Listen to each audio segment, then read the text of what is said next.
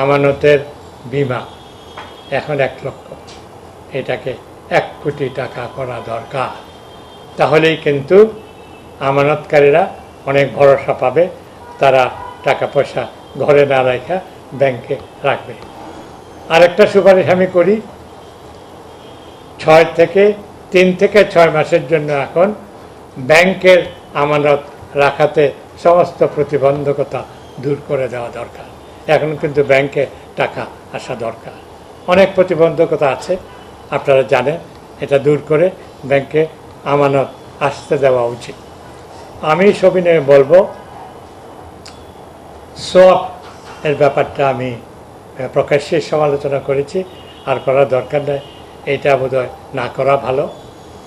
ব্যাংকের মার্জার বা একীভূত করা আমি বলেছি সারা পৃথিবীতে আছে, কিন্তু এইটা খারাপ ব্যাংককে ভালো করার একমাত্র পন্থা নয়। কাজেই বাংলাদেশ ব্যাংক,